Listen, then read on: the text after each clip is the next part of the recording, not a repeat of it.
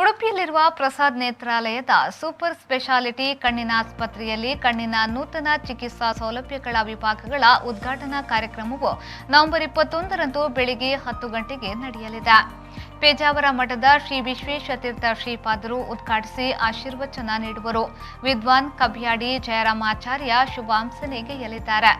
ಆರ್ಥೋಪ್ಟಿಕ್ clinic ಅನ್ನು ಪ್ರಧಾನಿ ನರೇಂದ್ರ ಮೋದಿ ಅವರ ಅಣ್ಣ ಗುಜರಾತ್ ವಾರ್ಡ್ ನಗರದ ಸರ್ವೋದಯ ಸೇವಾ ಟ್ರಸ್ಟ್ನ ಅಧ್ಯಕ್ಷ ಸೋಮ್ಬಾಯಿ ಮೋದಿ, ಲೋ ವಿಷನ್ ಕ್ಲಿನಿಕ್ ಅನ್ನ ಸಚಿವ ಸುನಿಲ್ ಕುಮಾರ್, ಮಕ್ಕಳ ಕಣ್ಣಿನ ಕ್ಲಿನಿಕ್ ಅನ್ನ ಮಾಹೆ ವಿಶ್ವವಿದ್ಯಾಲಯದ ಸಹಕುಲಾಧಿಪತಿ ಡಾಕ್ಟರ್ ಎಚ್.ಎಸ್. ಬಲ್ಲಾಳ್ ಅವರು, ಐಟ್ರೇಸ್ ಅನ್ನ ಪುತ್ತೂರು ವಿವೇಕಾನಂದ ವಿದ್ಯಾವರ್ಧಕ ಸಂಘದ ಅಧ್ಯಕ್ಷ ಡಾಕ್ಟರ್ ಕಲ್ಲಡ್ಕ ಪ್ರಭಾಕರ್ ಭಟ್ ಅವರು ಉದ್ಘಾಟಿಸಲಿರುವರು. ಶಾಸಕ ಕೆ ರಘುಪತಿ ಭಟ್ ಸಮಾರಂಭದ ಅಧ್ಯಕ್ಷತೆ ವಹಿಸಲಿದ್ದಾರೆ.